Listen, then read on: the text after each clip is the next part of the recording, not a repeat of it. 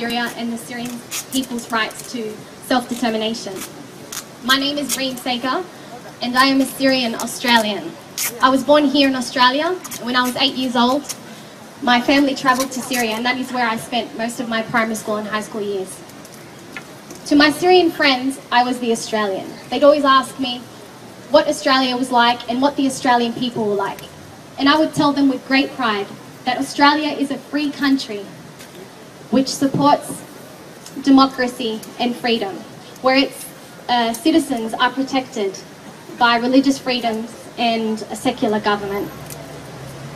But today, I feel a great deal of sadness and shame to tell my Syrian friends that the Australian government is supporting the terrorists who are killing their brothers and fathers. Shame! Shame! Shame! Shame! That they can no longer live in a peaceful and safe country because of the actions of my government and others along with it. I am angry that my tax dollars are being sent overseas to buy weapons and supplies for the foreign militants who are destroying the country of my mother and father. Shame, Bobka!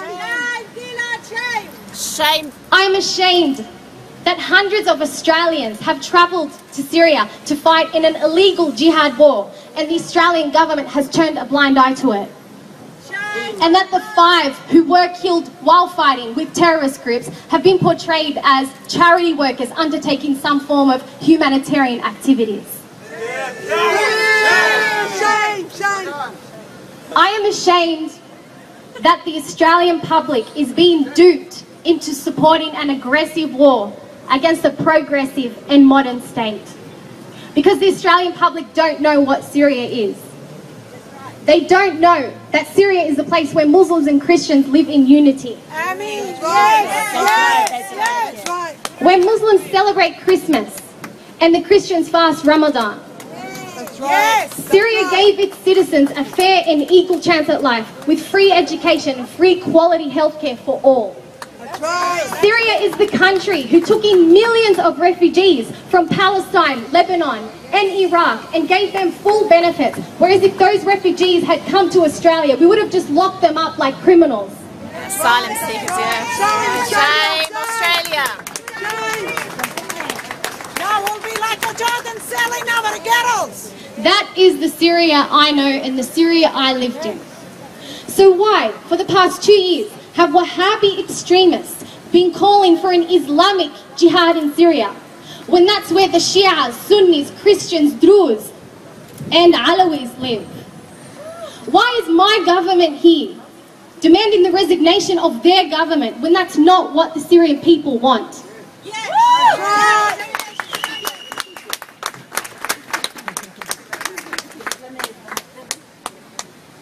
The Syrian crisis has been called many things, such as a revolution, a civil war, a popular uprising. But let me tell you that a revolution works for the people, not the international capitalists.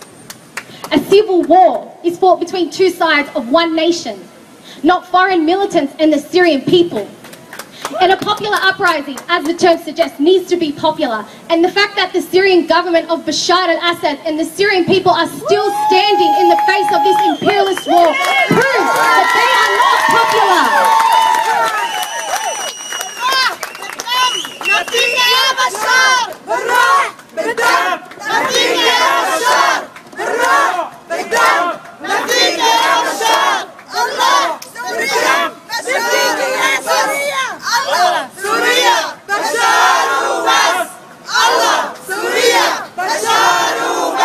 So today, let's extend our support from Sydney, Australia, to the outskirts of Damascus and Aleppo, to every soldier fighting in the Syrian Arab Army and protecting his homeland with dignity and honour.